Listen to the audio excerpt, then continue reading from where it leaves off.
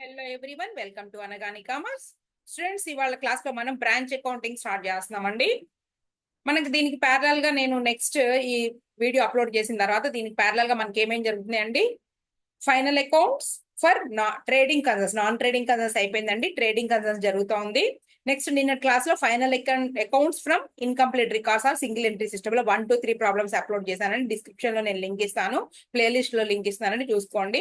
ఇవాళ conversion method లో next problem start చేద్దాం. 1 2 3 తర్వాత ఫోర్త్ ప్రాబ్లమ్ స్టార్ట్ చేద్దామండి. Okay, final accounts from incomplete records. మన 2024 డిసెంబర్ పేపర్ లో 14 మార్క్స్ అడిగాడండి కన్వర్షన్ మెథడ్ లో. ఓకే, అలా మనకి 2 వీడియోస్ నడుస్తా ఉన్నాయి. తర్వాత మనం పార్ట్నర్షిప్ లో డిజల్యూషన్ లో ఉన్నామండి. అది కూడా నెక్స్ట్ అప్లోడ్ చేస్తా. 1 2 3 దీంతో పాటు ఇవాళ కొత్తగా స్టార్ట్ చేస్తుంది ఏంటి అంటే బ్రాంచ్ అకౌంటింగ్ అండి. బ్రాంచ్ అకౌంట్ స్టార్ట్ చేస్తున్నాము. ఓకేనా?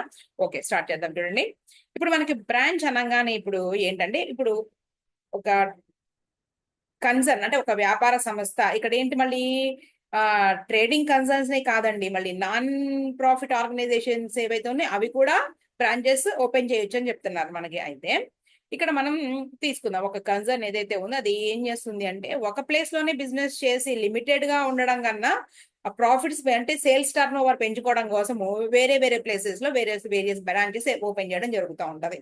ఓకేనా? ఇలా ఓపెన్ చేసినప్పుడు మరి బుక్స్ ఆఫ్ అకౌంట్స్ ఎవరు మెయింటైన్ చేస్తారు అంటే, హెడ్ ఆఫీసే మెయింటైన్ చేస్తా లేదంటే బ్రాంచ్ ఆ ఓన్ గా మెయింటైన్ చేస్తా అనే విషయం. నెక్స్ట్ ఇంకొక విషయం, ఇక్కడ బ్రాంచెస్ ఎన్ని టైప్స్ అనేసి ఇంకో క్వశ్చన్ అండి. బ్రాంచెస్ ఎన్ని టైప్స్ అంటే ఇక్కడ మనకి డొమెస్టిక్ బ్రాంచెస్, ఫారిన్ బ్రాంచెస్. ఓకేనా? డొమెస్టిక్ బ్రాంచెస్ అంటే ఏంటి, ఫారిన్ బ్రాంచెస్ ఏంటి అనేది తర్వాత చూద్దాము. ఓకే, సరే. ఫారిన్ బ్రాంచ్ మనం పక్కన పెడితే కనుక ఫస్ట్ డొమెస్టిక్ బ్రాంచ్ గురించి మాట్లాడితే, మళ్ళీ డొమెస్టిక్ బ్రాంచ్ లో వచ్చేటప్పటికి మళ్ళీ 2 టైప్స్ ఉన్నాయండి. వింటున్నారా? అర్థమవుతుందా?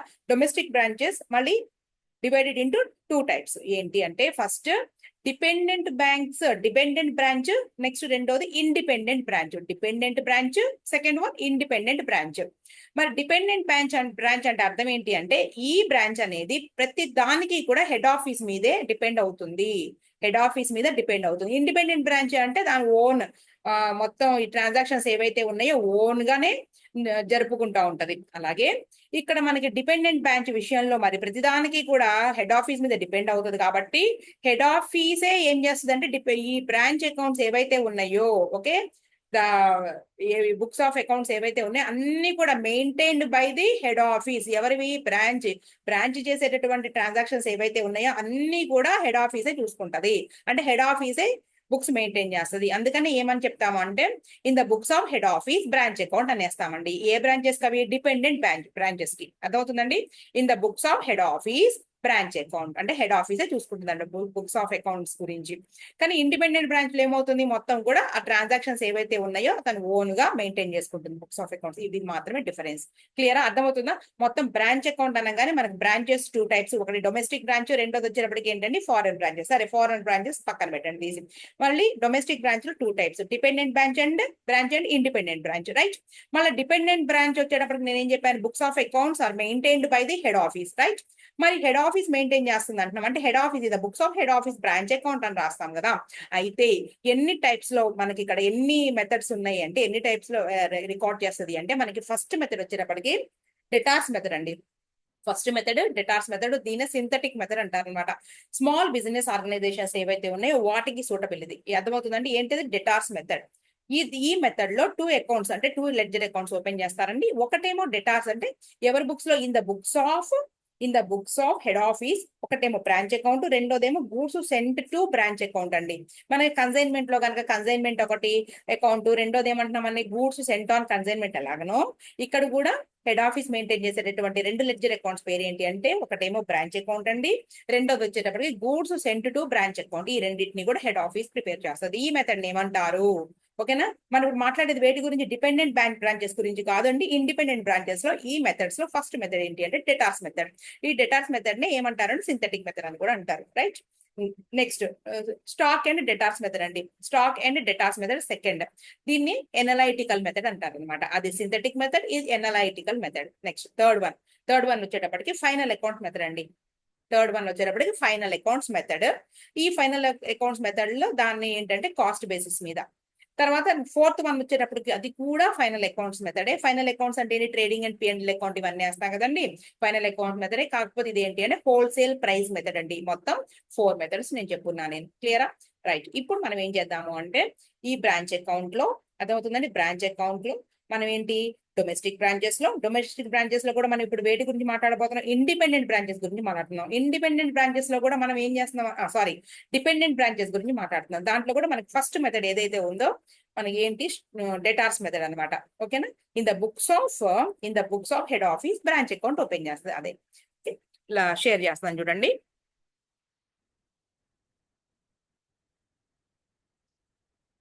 ఓకే, ఇదిగోండి 6th అనమాట. ఇది 6వది. మీకు పార్ట్స్ చేస్తే ఇది 6వది అండి. ఫండమెంటల్స్ ఆఫ్ అకౌంట్స్ ఫస్ట్ది కదండి. ఇది 6th వన్ అనమాట. మనకి ఫైనల్ అకౌంట్స్, అదేంటి ఫినాన్షియల్ స్టేట్మెంట్స్ ఇవన్నీ కూడా 3rd పార్ట్. ఇది మనకి 6th పార్ట్.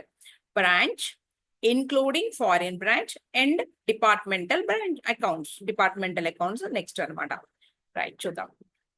ఇదిగోండి బ్రాంచ్ అకౌంట్ 6.21. లైట్ గా జస్ట్ నేను ఆల్రెడీ మీకు ఎంతవరకు కావాలో అంతవరకు ఎక్స్ప్లెయిన్ చేసేసానండి. చూద్దాం ఒక్కసారి.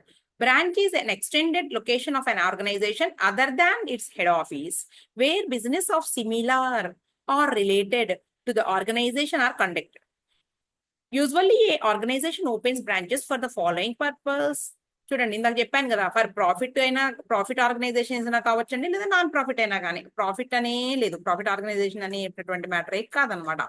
తర్వాత ఇంకా మనకి ఏం కావాలి అంటే చూద్దాం, ఇక్కడ చూద్దాం. Classification of branches. నేను ఏది చెప్పాను అదే కనబడుతుంది చూడండి. డొమెస్టిక్ బ్రాంచ్ అని చెప్పాను కదండి నేను క్లాసిఫికేషన్ లో, domestic branch and foreign branch. Domestic branch వచ్చేటప్పటికి ఏంటి, domestic branch is mainly opened and operated in the same country. దాని హెడ్ ఆఫీసు సేమ్, ఏ కంట్రీలో అయితే హెడ్ ఆఫీస్ పెట్టారో బ్రాంచెస్ కూడా అదే కంట్రీలో వాడు ఓపెన్ చేస్తాడు. Where the organisation is registered and has its head office, right. అంటే హెడ్ ఆఫీస్ ఉన్న దేశంలోనే, కంట్రీలోనే బ్రాంచెస్ కూడా ఓపెన్ చేస్తే. State Bank of India and its different branches all over the India, right. Next foreign branch. Foreign branch is opened and operated in a country other than the country where the organisation is registered and has its head office. Head office ఏమో ఒక కంట్రీలో, branches వేరే దేశాల్లో. అది next. ఇంకా మనం మళ్ళీ ఏమంటున్నారు చూడండి, డిపెండెంట్ దేని గురించి అంటే ఇక ఫారిన్ బ్రాంచ్ గురించి కాదండి ఇక్కడ మాట్లాడుతుంది. డొమెస్టిక్ దగ్గరకు వచ్చేస్తే దాంట్లో మళ్ళీ 2 టైప్స్ ఇందాకే చెప్పాను, డిపెండెంట్ బ్రాంచెస్, తర్వాత ఇండిపెండెంట్ బ్రాంచెస్. డిపెండెంట్ బ్రాంచెస్ అంటే this type of branches completely dependent on it's head office in respect of its operation, administration, and further maintenance of its accounts. Independent branch, it maintains its own books of accounts and records its transactions independently. Okay, adi vishayam. Next, methods of branch accounting. First method, debtors method or synthetic method. Idi small organizations ఏవైతే ఉన్నాయో, this method is useful for small organizations. Stock debtors method or analytical method. Final account method, cost basis. Final account method on wholesale price basis. ఇది matter, right. ఇదండి విషయం. మనకి ఇక్కడ నేను చిన్నగా మీకు గుర్తుండిపోవడానికి ఒక విషయం చెప్తా. ఏంటండి మనం చేస్తుంది ఏంటండి, బ్రాంచ్ అకౌంటింగ్ కదా. Branch accounting, okay. So branches ఎన్ని టైప్స్ అండి, 2 టైప్స్. ఒకటి డొమెస్టిక్ బ్రాంచెస్, తర్వాత ఫారిన్ బ్రాంచెస్, రైట్. ఇక దీని గురించి తర్వాత మనం దీని ఎక్స్ప్లెనేషన్ తెలిసిపోయింది మీకు. అంటే హెడ్ ఆఫీస్ ఉన్న ప్లేస్ లోనే బ్రాంచెస్, ఉన్న కంట్రీలోనే బ్రాంచెస్ ఉంటే, హెడ్ ఆఫీస్ ఒక కంట్రీ, బ్రాంచెస్ వేరే కంట్రీస్. సో ఇంకా నేను అది చెప్పా. ఇక్కడ ఏమైంది, మళ్ళీ డొమెస్టిక్ లో 2 టైప్స్ అండి. ఏంటి అంటే ఇండిపెండెంట్ ఫస్ట్, ఇండిపెండెంట్ బ్రాంచెస్. ఇది డిపెండెంట్. ఫస్ట్ డిపెండెంట్ చెప్తాం కదండి, ఫస్ట్ డిపెండెంట్ రాద్దాంలే. ఇదిగోండి, ఇది డిపెండెంట్, ఆధారపడేటువంటివి డిపెండెంట్ బ్రాంచెస్. ఇవి ఇండిపెండెంట్ బ్రాంచెస్, రైట్. అంటే ఇక్కడ ఏమవుతుందంటే books of accounts are maintained by, అన్ని కూడా బుక్స్ ఆఫ్ అకౌంట్సే కాదు, ఇక అన్ని విషయాలు ఆర్ మెయింటైన్డ్ బై ఎవరండి, హెడ్ ఆఫీస్. ఇక్కడ ఏంటి, ఓన్డ్ బై బ్రాంచెస్, ఈ బ్రాంచెస్ మీదే ఆధారపడి ఉంటాయి. సరే అది ఆపేసేయండి. ఇక మరి ఎన్ని రకాలుగా బుక్స్ ఆఫ్ అకౌంట్స్ అంటే చూడండి ఎన్ని మెథడ్స్ లో రాస్తారు అంటే ఒకటి ఏమని చెప్పానండి, డెటార్స్ మెథడ్ అండి. ఒకటి డెటార్స్ మెథడ్, దీనికి ఇంకొక నేమ్ ఏంటండి, సింథటిక్. అంటే చిన్న ఆర్గనైజేషన్స్ కి this is suitable for small organisation, synthetic method. Next debtors method తర్వాత ఇంకొకటి ఏమన్నానండి, stock and debtors. Stock and debtors method చాలా చాలా చాలా ఈజీగా ఉంటదండి చాప్టర్. దీన్ని దానికి రివర్స్ ఎనలైటికల్ మెథడ్ అంటారు. నెక్స్ట్ థర్డ్ వన్ వచ్చేటప్పటికి మీకు ఫైనల్ అకౌంట్స్ అట. ట్రేడింగ్ అండ్ P&L అకౌంట్ అంటాం కదా, ఫైనల్ అకౌంట్స్. దాంట్లో మళ్ళీ 2 టైప్స్, ఒకటేమో cost base, next final accounts. Next ఇది కూడా కాకపోతే wholesale price method, wholesale price ఇవి. రైట్, ఇప్పుడు మనం చేసేది ఏంటి అంటే డెటార్స్ మెథడ్ చేయబోతున్నాము. డెటార్స్ మెథడ్ లో మరి ఎలా రాస్తాము దాన్ని కూడా ఒకసారి ఎక్స్ప్లెయిన్ చేసేసి చూడండి. ఇక్కడ తీసేసుకుందాం దాన్ని. ఎలాగంటే ఇలా లెడ్జర్ అకౌంట్ వేసుకుంటది ఎవరు అంటే బ్రాంచ్ అకౌంట్ వేసుకుంటది ఎవరు అంటే head office. In the books of head office పలానా ఉంటుందండి దాని పేరు. అది హెడ్ ఆఫీస్ ఎక్కడ ఉందో అక్కడ బ్రాంచ్ అకౌంట్. బ్రాంచ్ అది హైదరాబాద్ అయితే హైదరాబాద్, ముంబై అయితే ముంబై, అది రాస్తాం. అమౌంట్ రాస్తారు కదండి. చూడండి ఫస్ట్ ఏంటంటే మనకి ఓపెనింగ్ బ్యాలెన్సెస్ తో స్టార్ట్ అవుతుందండి. ఓపెనింగ్ బ్యాలెన్స్ దాన్ని ఏమంటామంటే బ్యాలెన్స్ బ్రాడ్ డౌన్. అలాగే వెంటనే ఇటు పక్కన బ్యాలెన్స్ క్యారీడ్ డౌన్ అండి. రైట్, అంటే బ్రాంచ్ కి హెడ్ ఆఫీస్ బ్రాంచ్ కి పంపించినటువంటి సరికి ఏదైతే ఉందో ఆ గూడ్స్ కు సంబంధించి ప్రీవియస్ ఇయర్ లో మిగిలినటువంటి గూడ్స్ అదేంటి స్టాక్ కానివ్వండి, లేదంటే డెటార్స్ ఉంటారు కదా, మనం ఎవరికైతే క్రెడిట్ సేల్ చేశామో ఇంక అమౌంట్ వసూలు అవ్వకపోతే కనుక ఇంకెంతమంది డెటార్స్ ఉన్నారు ప్రీవియస్ ఇయర్ ఎండింగ్ కి, వాళ్ళందరూ కూడా ఓపెనింగ్ కి తీసుకొస్తాం మనం. చూడండి స్టాక్, రైట్, అలాగే డెటార్స్, రైట్, అలాగే ఖర్చుల కోసం క్యాష్ పంపిస్తుందండి, క్యాష్, ఇవి ఉంటాయండి. రైట్, తర్వాత అలాగే క్లోజింగ్ బ్యాలెన్స్ ఆ ఇయర్ లో స్టాక్ ఎంత మిగిలింది, ఎవరు పంపించింది, హెడ్ ఆఫీస్ పంపిస్తే బ్రాంచ్ అమ్మగా ఎంత మిగిలింది. ఓకే, తర్వాత ఇంకోటి ఏంటంటే అలాగే డెటార్స్, చాలా బాగా గుర్తు పెట్టుకోండి, ఇవే కనబడతాయి. ఇలా ఫాలో అయితే ఈజీగా ఉంటది. అలాగే క్యాష్, ఖర్చుల కోసం పంపించిన క్యాష్ ఎంత మిగిలింది, ఇవన్నీ కూడా క్లోజింగ్ బ్యాలెన్సెస్ అండి. ఇంతవరకు అర్థమైంది కదా. ఇదేమో స్టార్టింగ్ లో రాసుకోండి, ఇది ఎండింగ్ లో రాసుకోండి. రైట్, నెక్స్ట్ మరి ఈ సంవత్సరం ఎంత పంపించిందండి, ఏంలే ట్రేడింగ్ అకౌంట్ లో లాగానే ట్రేడింగ్ అకౌంట్ లో నీకు ఓపెనింగ్ స్టాక్ తర్వాత పర్చేసెస్ అన్ని ఎలా రాసుకుంటాం అంతే. ఇక్కడ ఏంటి అంటే హెడ్ ఆఫీస్ ఈ ఓపెనింగ్ స్టాక్ సరిపోయింది, దీంతోటే నువ్వు ఈ సంవత్సరం కూడా మిగిలిందిగా లాస్ట్ ఇయర్, ఈ సంవత్సరం దీంతోటే అమ్ముకో అని చెప్తే కుదరదుగా. మరి బ్రాంచ్ కి మళ్ళీ సరుకులు పంపించాలి కదా, అందుకని ఏమంటారంటే గూడ్స్ సెంట్ ఆన్ కన్సైన్మెంట్ లాగా cent to branch. Head office అంటే ఇవన్నీ కూడా హెడ్ ఆఫీస్ ఫీల్ అవుతుంది, ఇవన్నీ కూడా బ్రాంచ్ కి సరుకులు పంపించిందట. రైట్, బాగానే ఉంది కదా. అలాగే మళ్ళీ ఈ సంవత్సరం కూడా ఖర్చులండి, దాన్ని ఏమంటామంటే cash or bank account. Bank or cash account ఎందుకు అంటే ఫర్ ఎక్స్పెన్సెస్ కోసం అండి. ఫర్ ఎక్స్పెన్సెస్ ఖర్చులు ఉంటాయి కదండి, వాటి కోసం పంపించినటువంటి అమౌంట్. ఓకే, అర్థమవుతుందా. తర్వాత ఇక అయిపోయింది, ఇంకేంలే. ఇక్కడ బై ఎందుకు పంపించిందండి ఇంత కష్టపడి సరుకుల్ని. అలాగే ఓపెనింగ్ స్టాక్ కూడా ఉంది కదండి, అమ్ముకో నువ్వు అమ్ము అనేసి బ్రాంచ్ కి చెప్పింది. సో మనం ఏం రాయాలి ఇక్కడ, క్యాష్ సేల్స్ రాయాలండి, క్రెడిట్ సేల్స్ రాయొద్దు. ఓకేనా, క్యాష్ సేల్స్ మాత్రమే రాయాలి. క్రెడిట్ సేల్స్ ఇవన్నీ కూడా మనం ఏంటంటే డెటార్స్ అకౌంట్ వేయాల్సి వస్తే కనుక అక్కడ ట్రీట్ చేసుకుంటాము. అలాగే క్యాష్ సేల్స్ తో పాటు ఇంకొకటి ఏంటి అంటే క్యాష్ కలెక్టెడ్ ఫ్రమ్ డెటార్స్ నుంచి క్యాష్ కలెక్ట్ చేస్తే ఈ రెండు రాసుకుంటాము. ఓకేనా, అలాగే ఏమైనా బిల్స్ రిసీవబుల్ ఉంటే గనక బిల్స్ రిసీవబుల్ ఫ్రమ్ డెటార్స్ అదొకటి రాసుకోవాలి. ఓకేనండి, క్రెడిట్ సేల్ రాయొద్దు. మనం ఏంటి అంటే డెటార్స్ అకౌంట్ వేయాల్సి వస్తే ఒకవేళ క్లోజింగ్ డెటార్స్ మిస్ అయినా కానీ ఓపెనింగ్ డెటార్స్ మిస్ అయినా కానీ ఓకేనా మనం ఏం చేస్తామంటే డెటార్స్ అకౌంట్ వేసేసి క్రెడిట్స్ వేసి అక్కడ తీసుకుంటాం. ఓకే, నెక్స్ట్ బిల్స్ రిసీవబుల్ రాసుకో. ఇంకేం రాస్తామంటే రిటర్న్స్ అండి, goods returned by the branch. Goods sent to branch, ఇదిగోండి 1,00,000 రూపీస్ కి సరుకుల్ని అమ్ము బాబు నువ్వు అనేసి బ్రాంచ్ కి హెడ్ ఆఫీస్ పంపించింది కదా.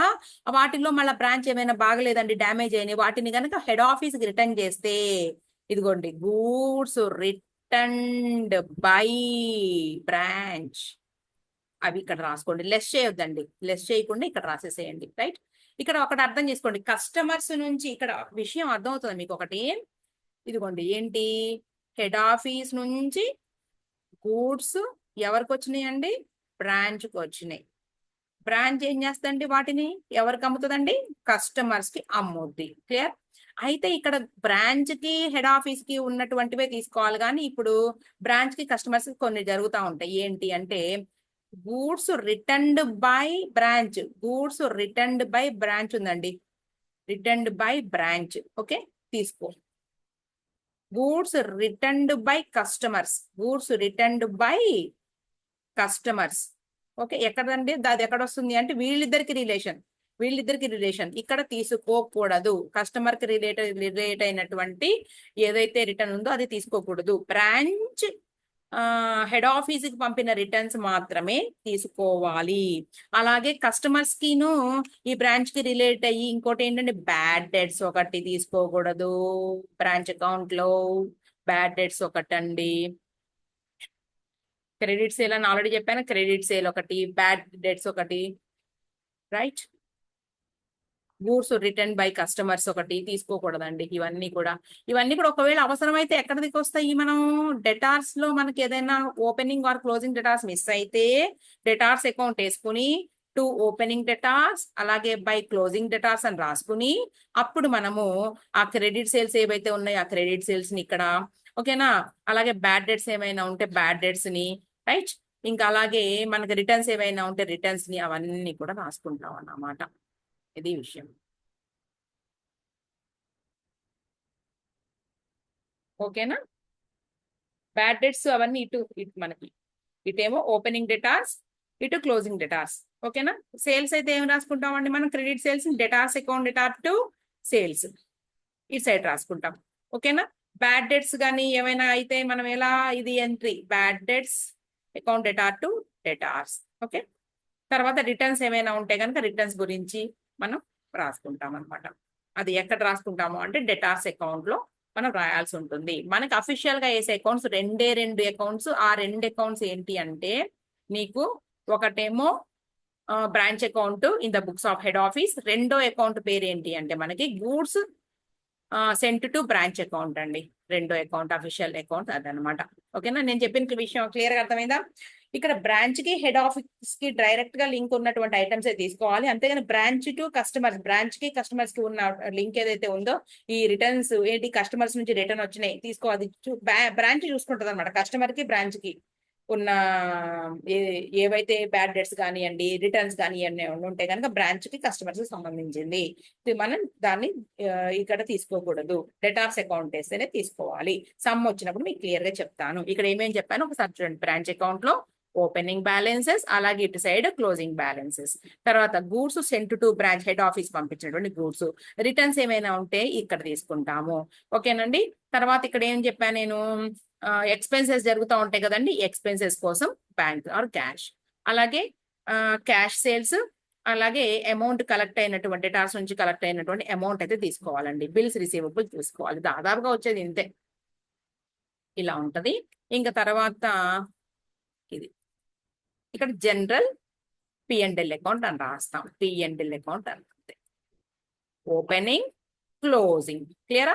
తర్వాత గూడ్స్, తర్వాత ఎక్స్పెన్సెస్, సేమ్ నామినల్ నేచర్ ప్రకారమే కదా. సేల్స్ ఏమంత తేడా ఉందండి, మనం ట్రేడింగ్ అకౌంట్ ఇలాగే కదా రాసేది. రైట్, ఇప్పుడు మనం ఒక సమ్ లోకి వెళ్ళిపోవచ్చు. ఎంట్రీస్ అన్ని కూడా మనం ఒక బ్రాంచ్ అకౌంట్ వేసామంటే తెలిసిపోద్దండి. జేకి ఇచ్చేది నేను చెప్పను. ఫస్ట్ సమ్కి వెళ్ళిపోతున్నాం మనం. మీకు 2024 డిసెంబర్ లో రాసిన ఎగ్జామ్ లో మనకి బ్రాంచ్ అకౌంట్ మీద సమ్ ఇచ్చారండి, 7 మార్క్స్ కి ఇచ్చారు. ఇన్వాయిస్ ప్రైస్ ఇచ్చినట్టు గుర్తొస్తుంది నాకు, ఇన్వాయిస్ ప్రైస్ అనుకుంటా, చూద్దాం. Okay, first some, first illustration in the page number 444 నుంచి first problem from branch account. DK Traders of Assam has a branch at Mumbai. The branch receives all supply of goods from the head office. ఇదిగోండి ఇక్కడ తెలిసిపోతుంది branch receives all supply అంటే ఆధారపడుతుంది ఇది independent branch from the following particulars relating to Mumbai branch for the year ending March 31st 2022 prepare a branch account and goods send to branch account అనగానే నీకు అర్థమవుతుంది ఇది ఫస్ట్ మెథడ్ లో ఉన్నారు first method means debtors method in the books of head office క్లియరా మనకి ఇచ్చినటువంటి informations నేను ఇందాక ప్రొఫార్మాలో ఏం చెప్పానో ఎక్కడెక్కడ మనం వాటిని ఇన్సర్ట్ చేయాలో చూసేసుకోండి stock at branch on 1/4/2021 ending year ఇది ఓకే సో మనకి ఓపెనింగ్ స్టాక్ వచ్చేసిందండి ఈ ఓపెనింగ్ డెటార్స్ వచ్చేసారు క్యాష్ పెట్టి క్యాష్ వచ్చేసిందండి లాస్ట్ ఇయర్ మనకి ఎక్స్పెన్సెస్ కి ఏదైతే పంపించారో మొత్తం ఎక్స్పెన్సెస్ వాడగా ఇంత మిగిలింది ఈ 3 అమౌంట్స్ కూడా ఓపెనింగ్ క్లియర్ అలాగే క్లోజింగ్ నేను ఇటు సైడ్కి వచ్చేసాను చూడండి క్లోజింగ్ ఎక్కడ ఉందో చూద్దాం ఇదిగోండి ఇక్కడ ఉందిగా stock at branch closing stock పెట్టి క్యాష్ డెటార్స్ లేరండి కనుక్కుంటాం ఏమైందండి మేము డెటార్స్ అకౌంట్ వేసి ఫైండ్ అవుట్ చేస్తాం no problem next goods sent to branch okay ఈ పాయింట్ తీసుకున్నాం కదా తర్వాత డ్యూరింగ్ ద ఇయర్ 80,000 అంటే ఓపెనింగ్ లో కాదండి ఇది సరిపోదు కదా ఓపెనింగ్ లో ఉందిగా అంటే లాస్ట్ ఇయర్ మిగిలింది ఉందిగా అండి అది అమ్ముకో అని హెడ్ ఆఫీస్ చెప్పినంత మాత్రం సరిపోదు కదా సో 80,000 మళ్ళీ వచ్చినాయి goods return by the branch 80,000లో 800 మళ్ళా రిటర్న్ చేసేసాం హెడ్ ఆఫీస్ కి డామేజ్డ్ గూడ్స్ సో 800 రూపాయలు మనం క్రెడిట్ సైడ్ రాసుకుంటాం క్యాష్ సేల్స్ తీసుకో క్రెడిట్ సేల్స్ తీసుకోమాకండి ఎక్కడికి వెళ్తుందండి ఇది ఒకవేళ నువ్వు డెటార్స్ అకౌంట్ వెయ్యాల్సి వస్తే వర్కింగ్ నోట్స్ లో అది చెప్పేది next cash received from debtors తీసుకోండి 72,000 కి దీన్ని యాడ్ చేసి రాసుకో బిల్స్ రిసీవబుల్ తీసుకోండి cash cent to branch for expenses okay nominal rule according to nominal rule debit all expenses and losses so దీన్ని మనం debit side in the branch account okay ఈ 2 amounts ని అయిపోయిందండి సమ్ ఏముంది ఎంత సింపుల్ గా ఉంది రైట్ ఇప్పుడు మనం చేద్దాం పక్కన చాలా సింపుల్ ఇక ఏదైనా డెప్త్కి వెళ్తే పాయింట్ ఉంటే దాన్ని బట్టి మనం వెళ్ళిపోవడమే చేసేదే ఉంది నేను చేయాల్సిందే కదా డెప్త్ పాయింట్ ఉంటే ఓకే కన్సైన్మెంట్ అకౌంట్స్ ఇవన్నీ చేయాలా అలాగే నెక్స్ట్ ఇన్వాయిస్ ప్రైస్ మీద అడుగుతూ ఉంటారు అనమాట మనం కన్సైన్మెంట్ అకౌంట్లు చేయాలా అంతే మా స్టూడెంట్స్ నన్ను అయితే అడుగుతున్నారండి మేడం తొందరగా పోస్ట్ వీడియోస్ అప్లోడ్ చేయండి అనేసి చేద్దాం మనకి రోజుకి 2 or 3 పెట్టడానికి ట్రై చేద్దాము ఏం లేదు మనం ఇప్పుడే స్టార్ట్ చేసింది అది కూడా సీరియస్ గా స్టార్ట్ చేసింది మనం ఎప్పుడు అంటే జనవరి నేను మీ ఎగ్జామ్ అయిపోయింది కదా December 2024 11th నా ఎగ్జామ్ అయిపోయింది కదండి అప్పటి నుంచే నేను కొంచెం సీరియస్ గా స్టార్ట్ చేశానండి CMA వాళ్ళకి అంతకుముందు మన ఛానల్ సోది చెప్తున్నా అనుకునే వాళ్ళు స్కిప్ చేసేయండి ప్రాబ్లం లేదు వినాలనుకునే వాళ్ళు వినండి అంతకుముందు ఏం చేశాను నేను అంటే సెప్టెంబర్ లో కూడా స్టార్ట్ చేయలేదు జస్ట్ ఎలా చేయాలి అలా అనేసి క్రియేట్ చేశాను అంతే అందుకని మన ఛానల్ స్టార్ట్ చేసిన సెప్టెంబర్ అనేసి వచ్చేసి సెప్టెంబర్ 2nd వీక్ ఏమన్నా కనబడింది అక్కడ కానీ యాక్చువల్ గా సీరియస్ గా మొదలు పెట్టింది ఏంటంటే అక్టోబర్ నుంచి క్లాసెస్ స్టార్ట్ చేశాను అప్లోడ్ చేయడం అయితే ఫస్ట్ నాకు తెలియలా అసలు ఏం చెప్పాలి ఫస్ట్ అయితే CMAనే స్టార్ట్ చేశాను వేరే ఛానల్ అనమాట ఈ ఛానల్ CMAనే స్టార్ట్ చేశాను కానీ ఏదో ఒక క్లాసే కానీ మా ఇంట్లో మా హస్బెండ్ టీచర్ అని ఆయన టీచర్ చేస్తారు హై స్కూల్ చెప్తారు ఆయన ఏమన్నారంటే ఎక్కువ మంది వాళ్ళ స్టూడెంట్స్ బీకామ్ కి అలా వెళ్ళే వాళ్ళు ఉంటారు కదా వాళ్ళకి ఎక్కువ కాలేజెస్కి వెళ్ళారు అనమాట వాళ్ళు పోలీస్ ట్రైనింగ్స్ కి అలా వెళ్ళి జాబ్స్ ప్రిపేర్ అయిపోయి జాబ్స్ తెచ్చుకుంటా ఉంటారు ఎక్కువ మంది ఇలా డిగ్రీ స్టూడెంట్స్ ఎవరైతే ఉన్నారో వాళ్ళకి అవైలబుల్ గా ఉంటాయి కాబట్టి వాళ్ళు చాలా మంది ఉంటారు కదా మన CMA CA కన్నా వాళ్ళకి చెప్తే బాగుంటది నువ్వు అంటే నేను ఇక ఈ CMA ఫస్ట్ చాప్టర్ ఏవో తీసుకుని ఒక 2 క్లాసెస్ అప్లోడ్ చేశానండి ఒక ఛానల్లో ఇంకా అది పక్కన పడేసి ఇంకో ఛానల్ ఓపెన్ చేసి అనగాని కామర్స్ ఛానల్లో ఈ డిగ్రీ క్లాసెస్ అని ఆ డిగ్రీ క్వశ్చన్ పేపర్స్ అని ఏవో తీసుకుంటుంటే మన AP నుంచి అంత మార్చేశారు ఇప్పుడు సిస్టమ్ ఇంతకుముందు వేరేగా ఉండేది సరే కొన్ని ఉస్మానియా యూనివర్సిటీ పేపర్స్ చేశానండి నాకు అర్థం కాలేదు అసలు ఏం చేస్తే పిల్లలు చూస్తారనేది అర్థం కావట్లేదు కానీ నా ఇంట్రెస్ట్ ఎక్కడ ఉంది అంటే నేను అసలు టీచ్ చేసింది ఏంటి అప్పట్లో ఒక 10 years నేను డిగ్రీ స్టూడెంట్స్ కి అండ్ ఇంటర్మీడియట్ తో స్టార్ట్ అయ్యి ఎప్పుడు నాది టీచింగ్ కెరీర్ ఎప్పుడు స్టార్ట్ అయిందంటేనండి 2000 లోనే స్టార్ట్ చేశాను 2000 సంవత్సరంలో స్టార్ట్ చేశాను నేను 2000 సంవత్సరంలో నేను ఇంటర్మీడియట్ అలాగే వెంటనే డిగ్రీ స్టూడెంట్స్ కూడా స్టార్ట్ చేశాను. నేను స్టార్ట్ చేసేసి అలా 10 years అలా నడిచిన తర్వాత అప్పటి వరకు ఎంకామే నేను చదివింది. ఎవరో మన స్టూడెంట్ షన్ను అనే స్టూడెంట్ అడిగాడు, మేడం మీకు క్వాలిఫికేషన్ ఏంటండి అని. అప్పటి వరకు నేను ఎంకామే చేశాను. ఎంకామ్ తోటి 10 years అలా నడిచిపోయింది. అప్పటికి నా తర్వాత ఏమైందంటే నాకు ఇంట్రెస్ట్ వచ్చింది. అప్పుడు సిపిటి ఉండేదండి, సిఏ సిపిటి సిఏ ఫౌండేషన్ కాదు, సిపిటి ఉంటే మనం డిగ్రీ ఎంకామ్ చేసినా కూడా ఇప్పుడు ఏంటి మీరు డిగ్రీ చేస్తే డైరెక్ట్ గా సిఏ ఇంటర్ కి ఎలిజిబుల్ అయిపోతారు. అప్పుడు అలా కాదు, సిపిటి ఖచ్చితంగా రాయాలి. నేను డిగ్రీ కాలేజెస్ లో చేసుకుంటేనే నేను ఏం చేశానంటే సిపిటికి రిజిస్ట్రేషన్ ఫీజు అప్పుడు ఎంత 3000 ఏమో అనుకుంటుంది కట్టినప్పుడు. అప్పుడే స్టార్ట్ కదా, అప్పుడు ఒక బ్యాచ్ 2 బ్యాచ్ వెళ్ళింది సిపిటి అంతే. స్టార్ట్ చేసినాక నేను రిజిస్ట్రేషన్ ఫీజు కట్టేసి నేను స్టార్ట్ చేశాను అనమాట. సిబిటి స్టార్ట్ చేశాను. అప్పట్లో ఎలా ఉండేదంటే మీకు సిఏ ఇప్పుడు ఎలా ఉంది, సిఏ ఫౌండేషన్ అనేది 400 marks కి 4 పేపర్స్ కదా. అగ్రిగేషన్ అంటే మీకు 200 marks రావాలి. అప్పుడు అలా కాదు, మొత్తం పేపర్ వచ్చేటప్పటికి 200 marks కి మొత్తం అండి మనకి ఉంటాయి కదా 4 పేపర్స్. అవి 4 పేపర్స్ కూడా ఒకే క్వశ్చన్ పేపర్ లో 4 parts ఉండేవి. మార్నింగ్ వచ్చేటప్పటికి నాకైతే గుర్తు రావట్లేదు, మార్నింగ్ అకౌంట్స్ ఇంకొకటి లా అనుకుంటా. మార్నింగ్ ఈ 2 ఉండేవి, అకౌంట్స్ లా అనుకుంటా. ఈవినింగ్ వచ్చేటప్పటికి ఎకనామిక్స్, తర్వాత క్వాంటిటేటివ్ యాప్టిట్యూడ్ అంటారు కదండి, క్యూఎం, క్వాంటిటేటివ్ మెథడ్స్, ఇలా ఉండేదండి 4 మొత్తం కూడా. ఏమండి బోర్ కొడితే నాకు ఎందుకో గుర్తొచ్చి చెప్పాలనుకుని చెప్తున్నానండి. బోర్ అనిపించినప్పుడు స్కిప్ చేసేయండి, నో ప్రాబ్లం. సిఏ సిపిటి నేను చేసినప్పుడు ఏ సంవత్సరంలో అండి, 2010లో అండి. 2010లో 3000 అనుకుంటా రిజిస్ట్రేషన్ ఫీజు, లేదా 6000 నాకైతే గుర్తులేదు. 2010లో. అప్పటి వరకు నేను 2000 నుంచి 10 years ఎక్స్పీరియన్స్ లో డిగ్రీ అండ్ ఇంటర్ చెప్పుకుంటా వస్తున్నా. ఇదండి ఇలా ఉండేది. ఒకటే పేపర్ అండి 200 మార్కులకి. ఎగ్జామ్ ఒక్కరోజే జరుగుతుంది. ఇది మార్నింగ్ సెషన్ ఈ 2, తర్వాత ఈవినింగ్ సెషన్ ఈ 2 అన్నమాట. అయితే దీనిలో వచ్చేటప్పటికి 60-40, అలాగే ఎకనామిక్స్ 50, క్వాంటిటేటివ్ మెథడ్స్ 50, ఇలా ఉంటదండి పేపర్. మొత్తానికి నేను ఓన్ గానే ప్రిపేర్ అయ్యాను. ఓన్ గా ప్రిపేర్ అయితే నాకు కాన్ఫిడెంట్ అయితే అగ్రిగేషన్ ఏం లేదు.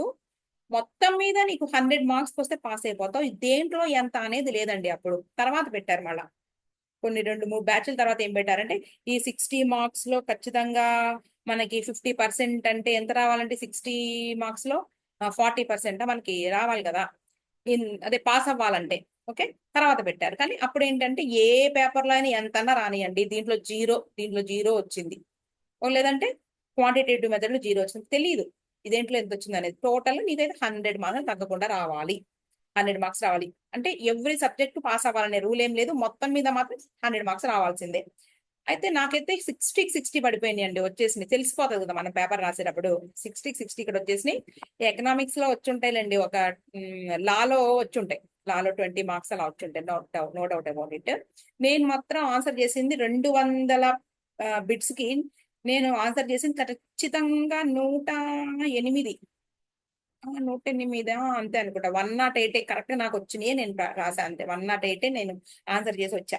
ఎందుకంటే నాకు క్వాంటిటేటివ్ మెథడ్ లో 1-2 తప్ప తెలియదు. 1-2 తెలుసు అంతే, 1-2 మహా అంటే ఒక 5 లోపలే తెలుసు అండి. కరెక్ట్ వచ్చినాయే పెట్టా. ఎకనామిక్స్ లో కూడా ఎన్నో చేసి ఉంటానండి, ఎందుకంటే రాంగ్ వాటికి నేను వెళ్ళాల. ఓకే, అకౌంట్స్ 60-60, లాలో కూడా నాకు 20 వచ్చి ఉంటాయి. అక్కడికి 80 కదా, 80 మార్క్స్ మీకు. 80 మార్క్స్ ఇక్కడ జరుపుదాం, 80 మార్క్స్ ఈ టోటల్ 80 మార్క్స్ ఇక్కడికి. ఇంకా నాకేమో వచ్చింది ఎంత అంటే మార్క్స్ 105 అండి. 105 కి నేను పాస్ అయిపోయాను, 105 మార్కులు పాస్ అయిపోయాను. ఓకే, 80. ఇంకా రిమైనింగ్ ఎకనామిక్స్ లో, లాలో 20 వచ్చి ఉంటాయి కదా, ఎకనామిక్స్ లో కూడా 21-22 వచ్చి ఉంటాయి. దీంట్లో మాత్రం నేను అనుకోవడం ఒక 3 మార్క్స్ వచ్చి ఉంటాయండి. మొత్తం ఇది సరిపోయిందా ఇప్పుడు మనం యాడ్ చేస్తే 105 ఇలా. ఇది మ్యాటర్ అనమాట. అకౌంట్ మాత్రం మొత్తం మనం ఏంటి ఆప్షన్స్ లో మనం ఏమన్నా కొన్ని ఇస్తారు కదండి, మనం సాల్వ్ చేసే ప్రాబ్లమ్స్ మనం క్యాల్సిలో చేయంగానే ఆప్షన్ లో ఆన్సర్ ఉండేదండి అంతే మొత్తం. అంటే టీచింగ్ లో రన్నింగ్ లో ఉన్నాం కదండి, అలా 105 వచ్చినాయి. మిగిలిన అయితే మనకు రావు. ఎకనామిక్స్ ఇవన్నీ ఏదో లైట్ గా చదువుకుని వెళ్ళాను. మ్యాథ్స్ అయితే అసలు రావు. ఓకే, ఇంకా తర్వాత మాది సిఈసి బ్యాక్గ్రౌండ్ కదా, రావు maths. MCom CEC, BCom, MCom కదా.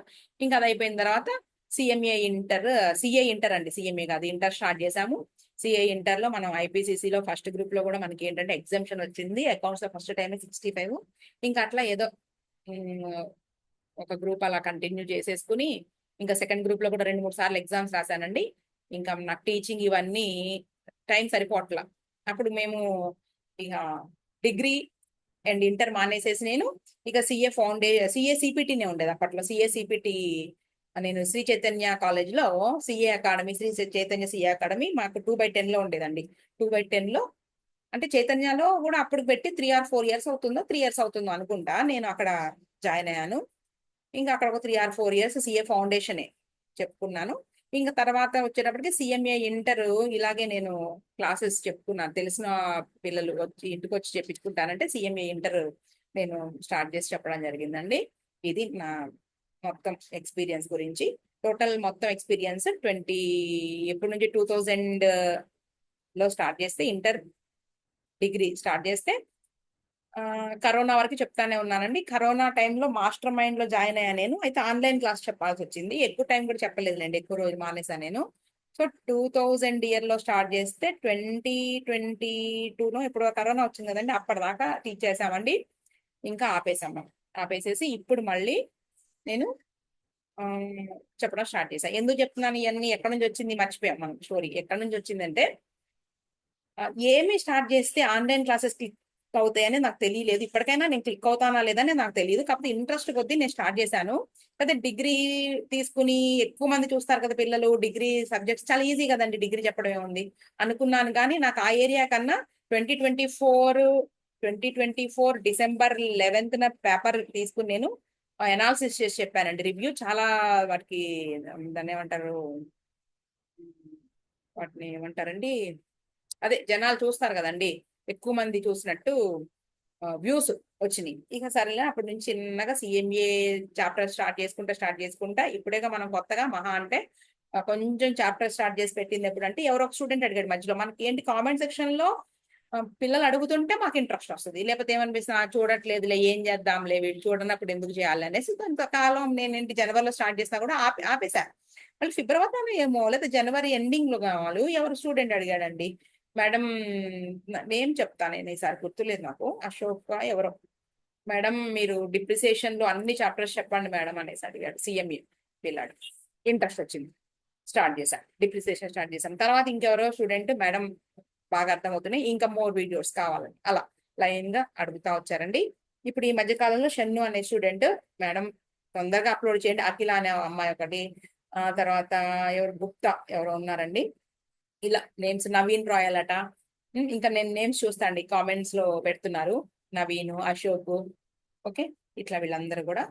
సుమంత్ అండి డిప్రిసియేషన్ అడిగింది. సుమంత్ అనే అబ్బాయి అడిగాడు అనమాట. అప్పటి నుంచి ఇంట్రెస్ట్ వచ్చింది.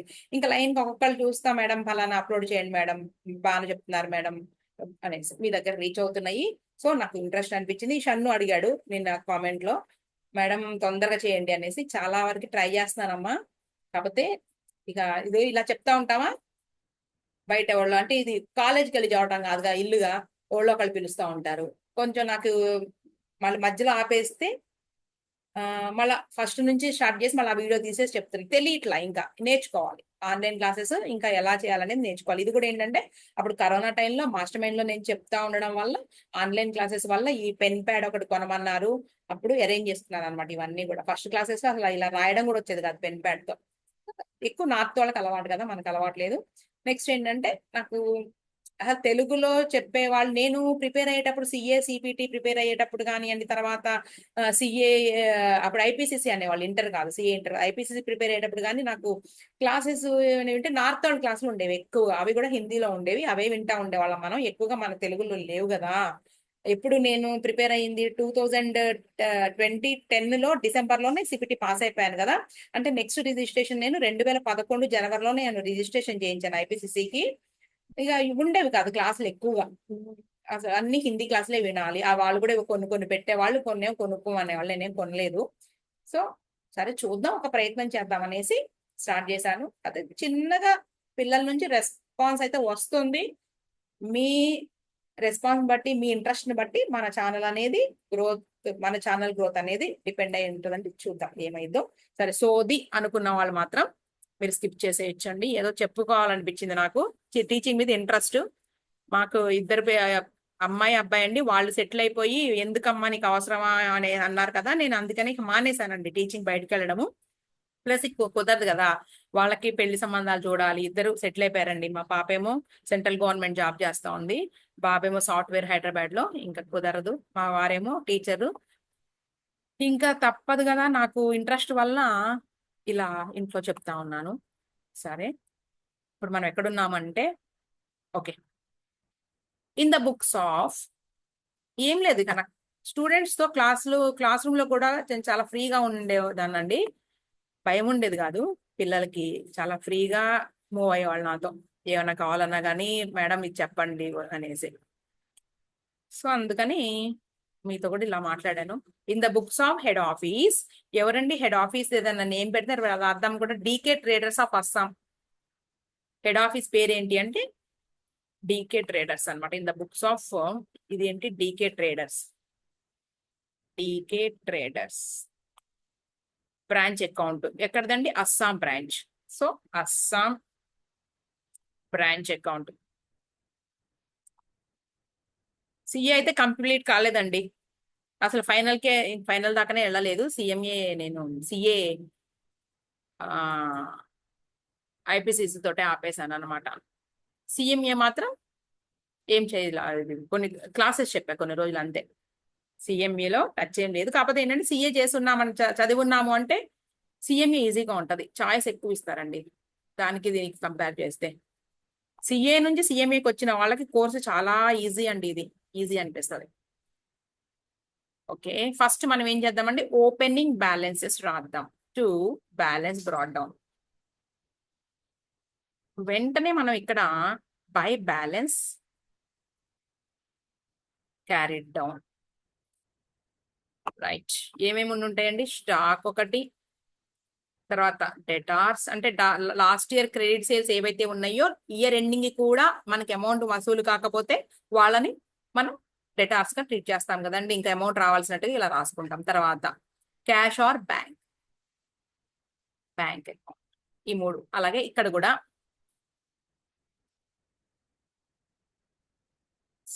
స్టాక్, తర్వాత debtors, cash or bank debtors. Okay, amounts తీసేసుకుందాం ఉన్నది ఉన్నట్టుగా. ఇదిగోండి 8,400, 6,200, 200. 8,400, 6,200, 200 రూపీస్. అలాగే క్లోజింగ్ బ్యాలెన్సెస్ ఇక్కడ ఉన్నాయండి. ఇదిగోండి ఇక్కడ కనబడుతున్నాయి కదా, 6,400, 6,400, నెక్స్ట్ 300 రూపీస్. ఇది తెలియదు, కనుక్కుందాం. మొత్తం అయితే అన్ని పోస్ట్ చేసిద్దాం మనం. Goods sent to branch during the year 80,000 rupees రాసేయండి. హెడ్ ఆఫీస్ రాసుకుంటుంది goods sent to branch, goods sent to branch 80,000 rupees.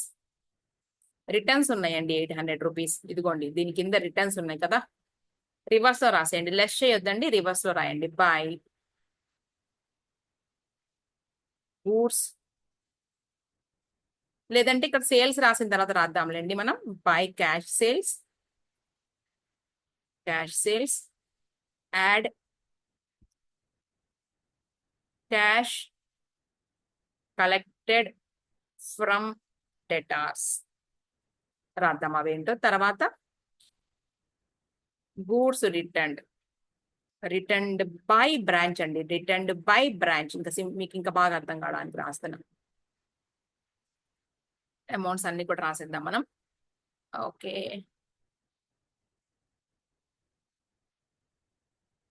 ఏది కర్సర్ ఎక్కడ పోయింది? క్రెడిట్ సేల్స్ తీసుకోవద్దు అని చెప్పాను మీకు నేను. ఓన్లీ ఇందాకే ఎక్స్ప్లెయిన్ చేశానండి, వీడియో స్టార్టింగ్ లోకి వెళ్ళండి తెలియకపోతే. సో మనం రాసుకోవాల్సిన అమౌంట్స్ ఈ మూడింటిని కూడా రాద్దాం. 72,000, 82,800, 72,000, తర్వాత ఎంత అండి, 18,800, 18,800 rupees.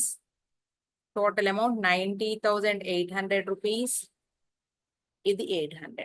తర్వాత బిల్స్ రిసీవబుల్ ఉందండి. Bills receivable 20,000 rupees. ఇంకా అన్నీ అయిపోయినాయి చూడండి. ఇవి ఎంటర్ చేసేసాము, ఇది ఎంటర్ చేసాము, ఇది ఎంటర్ చేసాము, ఇది ఎంటర్ చేసాము. క్రెడిట్ సెల్ తీసుకోవద్దు. నెక్స్ట్ ఇదిగోండి, ఎక్స్పెన్సెస్ కోసం పంపించిన ఈ అమౌంట్స్ రాద్దాం. 2 క్యాష్ ఏనట, బ్యాంక్ కాదు, క్యాష్. అలాగే ఇది కూడా క్యాష్ రాయండి. క్యాష్ ఎక్స్పెన్సెస్ కోసం ఏంటది, సాలరీస్ కి రాద్దామండి ఉన్నది ఉన్నట్టుగానే. Salaries 3,800 rupees. నెక్స్ట్ పెట్టి ఎక్స్పెన్సెస్ 400 రూపీస్. టోటల్ 4,200 రూపీస్ అండి. ఇంకా నెక్స్ట్ ఇంకేమున్నాయి, అయిపోయినాయి, అన్ని పాయింట్స్ అయిపోయినాయి. ఇప్పుడు మనము నెక్స్ట్ అకౌంట్, అఫీషియల్ గా అడిగిన అకౌంట్స్ ఏంటి అంటే, నిన్ను in the books of head office ఇంకొక అకౌంట్ కూడా మనం డ్రా చేద్దాము. In the books of head office branch account, ఇంకోటి goods sent to branch account అండి. ఇవి అఫీషియల్ గా మనల్ని అడిగారు. ఇంకా ఏదైనా మనం కనుక్కోవాల్సి వస్తే అదంతా వర్కింగ్ నోట్సే. Goods sent to branch account same consignment account లో లాగానే. బై గూడ్స్ ఏదైతే ఉందో మనకి ఫస్ట్ పంపించింది బ్రాంచ్ అకౌంట్ నుంచి కదండి తీసుకునేది. బ్రాంచ్ అకౌంట్ ఇదిగోండి 80,000 రూపీస్. దీన్ని ఎంటర్ చేయండి, 80,000. అలాగే రిటర్న్స్ ఉన్నాయి to branch account 800 rupees. Over 80,000. Total branch ఎంత గూడ్స్ పంపించిందంటే 79,200 రూపీస్. మనకి రైట్. ఇంకా ఇప్పుడు మనం ఏం చేయబోతున్నాం అంటే, ఇవి రెండు కూడా మెయిన్. ఇప్పుడు మనం వర్కింగ్ నోట్స్ లోకి వెళ్తున్నాం. ఎందుకు అంటే క్లోజింగ్ డేటాస్ మిస్ అయ్యారు. వర్కింగ్ నోట్స్ 1 ఒకటే లేవు, ఒకటి సరిపోతుంది. సో మనం డేటార్స్ అకౌంట్ డ్రా చేస్తున్నాం ఇప్పుడు.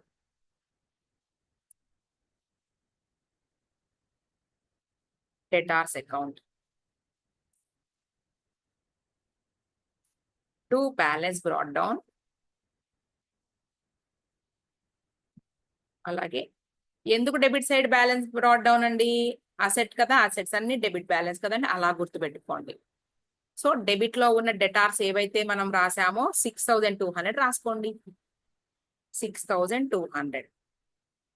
అలాగే క్రెడిట్ సేల్స్ ఉన్నాయి కదండి, సేల్స్ అకౌంట్.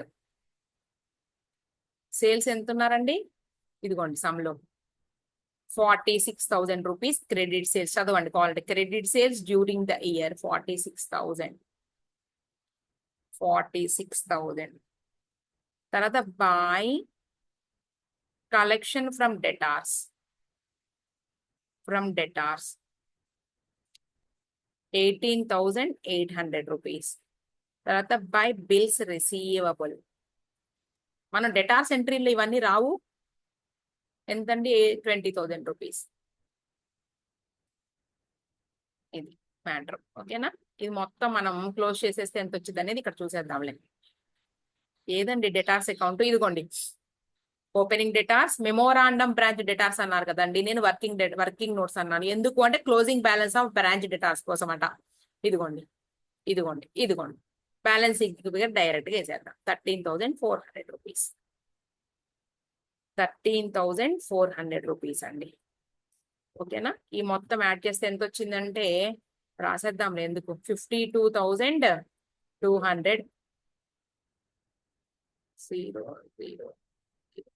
52,200 రూపీస్. ఇది బ్యాలెన్సింగ్ ఫిగర్. 13,400 రూపీస్ తీసుకొచ్చి మీరు ఎక్కడ వేయాలండి, ఇదిగోండి క్వశ్చన్ మార్క్ పెట్టారు కదండి సమ్లో, ఇదిగోండి బ్రాంచ్ డెటార్స్ క్వశ్చన్ మార్కు 13,000 ఎంత వచ్చింది 400 రూపీస్ అయిపోయింది సమ్. ఇంతే, ఇది యాడ్ చేసేసుకోండి, మనకి ఇక్కడ ప్రాఫిట్ వస్తుంది. చూడండి ఇక్కడ సమ్లోకి వెళ్ళిపోదాం. ఇదిగోండి, ఓకేనా, right. Goods, returns, cash sales, collection from debtors, తర్వాత ఎక్స్పెన్సెస్ కోసం పంపించినటువంటి అమౌంట్, తర్వాత క్లోజింగ్ బ్యాలెన్సెస్. ఇదిగోండి, ఇది వర్కింగ్ నోట్స్ మనం ఫైండ్ అవుట్ చేసాం. బిల్స్ రిసీవబుల్ లాస్ట్కి రాశారు. ఇదిగోండి general P&L account, branch transfer, ఇది 32,700.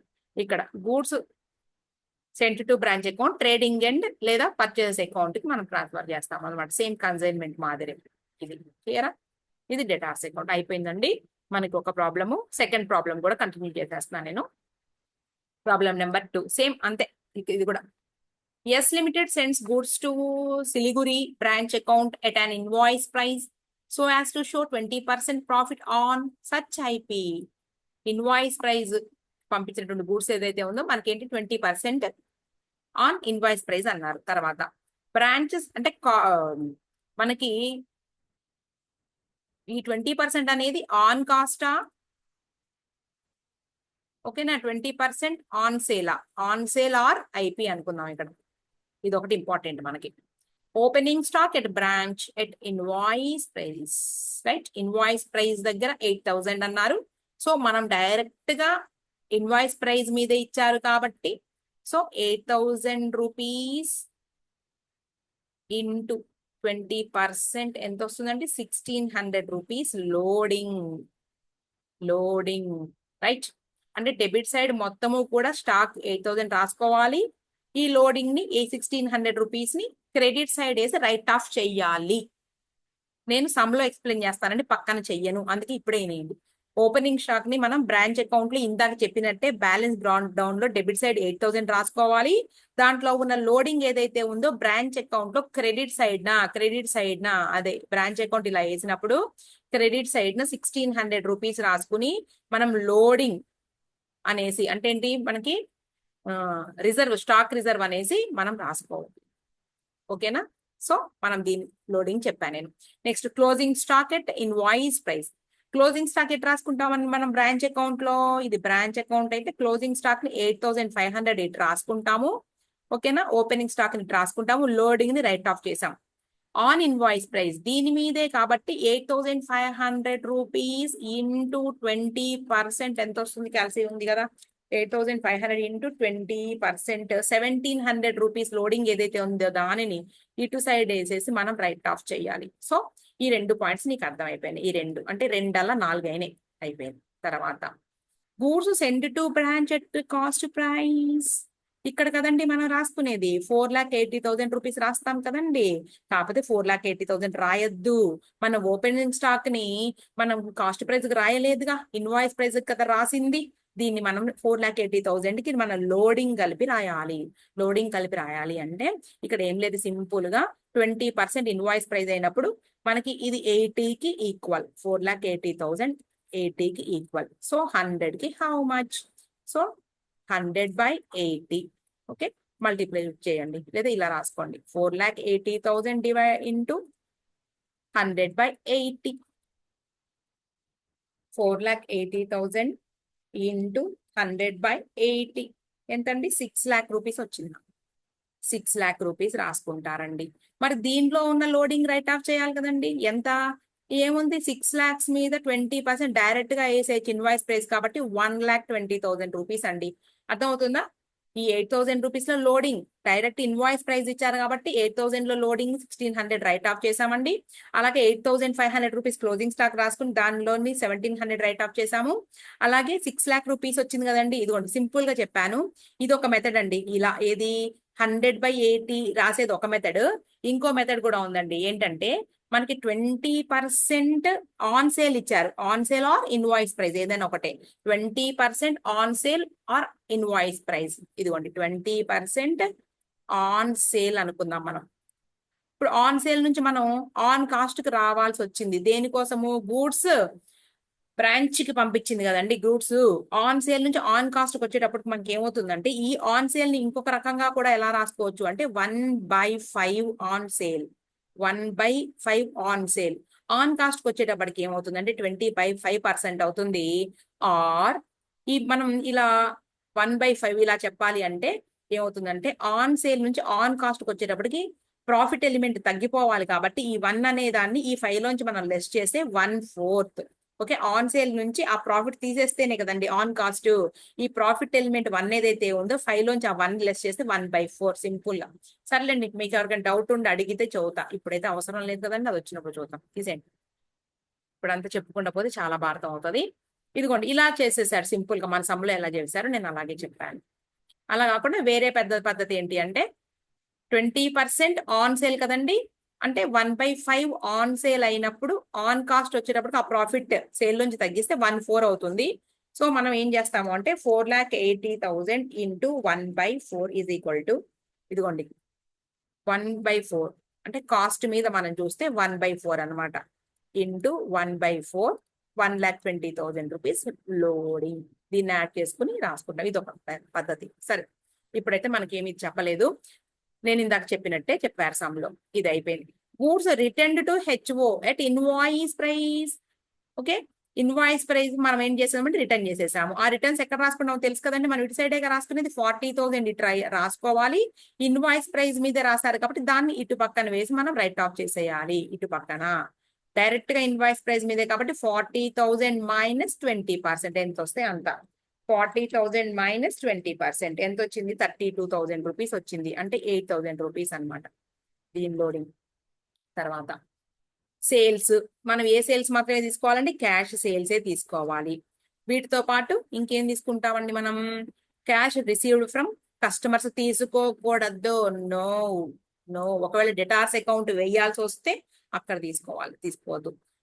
డిస్కౌంట్, ఓకే, ఇది cash received from customers amount ఏదైతే ఉందో ఆ అమౌంట్ ని 6,50,000 రూపీస్ ని మనం ఎక్కడ కలపాలండి తీసుకొచ్చి? ఇదిగోండి క్యాష్ సేల్స్ కి యాడ్ చేసి రాసుకుంటాం 6,50,000 రూపీస్ ని. ఇదిగోండి మనకి కస్టమర్స్ కి నుంచి రిటర్న్ వచ్చినాయి తీసుకోకూడదండి, మనం క్యాష్ రిసీవ్డ్ తీసుకోవాల్సిందేగా. ఇదిగోండి బ్రాంచ్ అకౌంట్ లో మనం బై సేల్స్ రాసి, బై సేల్స్ కూడా ఏ సేల్స్ అండి? Cash sales. ఎంత? బై సేల్స్ క్యాష్ సేల్స్ వచ్చేటప్పటికి 1,10,000 rupees, 1,10,000 rupees plus add cash received from debtor 6,50,000 rupees. మొత్తం కూడా టోటల్ అమౌంట్ 7,60,000 రూపీస్ అమౌంట్ మనం ఎంటర్ చేస్తాం. క్లియరా? ఈ పాయింట్ కూడా. క్రెడిట్ సేల్ ఎక్కడ తీసుకుంటాం అంటే మనం డెటార్స్ అకౌంట్ అవసరమైతే తీసుకుంటాం, కానీ ఇక్కడ లెక్కలో అంత ఇన్ఫర్మేషన్ ఇచ్చేసారు. మన డెటార్స్ అకౌంట్ కూడా నాట్ నెసెసరీ. బ్యాడ్ డెట్స్ కూడా మనం తీసుకోకూడదు, డెటార్స్ అకౌంట్ ఉంటే తీసుకోవాలి. రిటర్న్స్ ఫ్రమ్ కస్టమర్స్ తీసుకోకూడదు. Okay, sundry branch accounts debit side తీసుకుంటాము. Okay, discount allowed to customers no. Closing debtors, opening balance debtors అన్ని ఇచ్చేసారండి. ఒకసారి సమ్ చూసుకోండి, నేను పాయింట్స్ అన్ని ఎక్స్ప్లెయిన్ చేశాను మీకు. ఇదిగోండి balance brought down stock at invoice price 8,000 rupees. దీనిలో ఉన్న లోడింగ్ ని మనం ఇక్కడ రైట్ ఆఫ్ చేసాము ఇలా. అలాగే నీకు next closing debtors, closing stock ఏదైతే ఉందో అది కూడా చూద్దాం. చూడండి ఇక్కడ, ఇదిగోండి closing stock at invoice price 8,500. ఇదిగోండి దాన్ని మనం డెబిట్ సైడ్ వేసేసి ఆ లోడింగ్ రైట్ ఆఫ్ చేసాము. ఇంతవరకు అర్థమైపోయింది కదండి, నేను చెప్పిందే కదా. తర్వాత goods sent to branch 6 lakhs. ఎలా? ఇదిగోండి వాళ్ళు ఎలా చెప్పారో నేను అలాగే చెప్పాను. ఆ ఉన్న లోడింగ్ 1,20,000 రూపీస్ ఇలా రైట్ ఆఫ్ చేసాము. తర్వాత గూడ్స్ సెంట్ టు బ్రాంచ్, ఇదిగో రిటర్న్స్ ఉన్నాయి కదండి. గూడ్స్ సెంట్ టు బ్రాంచ్ అనలేదు నేను, గూడ్స్ సెంట్ బై బ్రాంచ్ అని రాసుకుంటే ఇంకా సింపుల్ గా ఉంటుంది. రిటర్న్స్ అనమాట ఇవి. ఏంటి అంటే రిటర్న్స్ 40,000. ఇన్వాయిస్ ప్రైస్ చేశారు కాబట్టి ఇదిగోండి ఆ దాంట్లో 8,000 రూపీస్ రైట్ ఆఫ్ చేసాం. అయిపోయినాయి కదండి ఇక్కడ పాయింట్స్. నెక్స్ట్ డెటార్స్, డెటార్స్ ఇచ్చినట్టే రాసుకోండి, మనం డెటార్స్ అకౌంట్ వేయాల్సినటువంటి అవసరం లేదు. అలాగే క్లోజింగ్ డెటార్స్ ని కూడా రాసేస్తాం. 92,000 రూపీస్ సమ్లో ఇచ్చేసారండి అన్ని కూడాను. తర్వాత ఎక్స్పెన్సెస్ కోసం అమౌంట్ వచ్చిందండి బ్యాంక్ అకౌంట్ అని చెప్పేసి 1,50,000 రూపీస్ రాసుకున్నాము. ఓకే, తర్వాత క్యాష్ సేల్స్ అలాగే రిసిప్ట్ ఫ్రమ్ కస్టమర్స్ మొత్తం 7,60,000 రూపీస్. తర్వాత ఇంకా అయిపోయినాయండి మొత్తం. ఇంకా మనకి జనరల్ P&L అకౌంట్ ఇది అంతే. Okay, simple. ఒక ఇన్వాయిస్ ప్రైస్ సంబంధించి మనం రైట్ ఆఫ్ చేసుకునేటటువంటి ఎలిమెంట్స్ ఏవేవైతే ఉన్నాయో ఓపెనింగ్ స్టాక్, క్లోజింగ్ స్టాక్, అలాగే goods sent to branch account, అలాగే రిటర్న్స్, ఈ నాలుగిటి మీద మనం లోడింగ్ ని రైట్ ఆఫ్ చేసాం. ఇదిగోండి లోడింగ్, రైట్. తర్వాత ఇంకో పాయింట్ లోడింగ్ ఎక్కడ ఉందండి, ఇదిగోండి ఇక్కడ ఒక లోడింగ్, క్లోజింగ్ స్టాక్ లోడింగ్, ఇది 17,100 రూపీస్, ఇది ఒక లోడింగ్. ఓకేనా. తర్వాత టోటల్ గూడ్స్ ఏదైతే ఉందో ఆ లోడింగ్, ఇది రిటర్న్స్ ఉన్నాయి కదండి, రిటర్న్స్ మీద లోడింగ్, ఇవి మొత్తం 4. ఇంతే అండి. మొత్తం 2 సమ్స్ అయిపోయినాయి. మనం పేజ్ నెంబర్స్ రాసుకోవాలి కదండి. ఫస్ట్ సమ్ పేజ్ వచ్చేటప్పటికి 444 కదా, 444. తర్వాత సెకండ్ సమ్ వచ్చేటప్పటికి నీకు second some page number, second one page number 455 కదా. ఎక్కడ రాయలేదా 446 రావాలి డిస్క్రిప్షన్ లో రాయడానికి పాటలు మనకి. 446 seconds. Okay. Next incomplete records నేను ఈవినింగ్ లోగా అప్లోడ్ చేస్తానండి. 2 ప్రాబ్లమ్స్ ఇవాళ కంప్లీట్ చేసేయడానికి చూద్దాం. ఓకే అండి, బాయ్.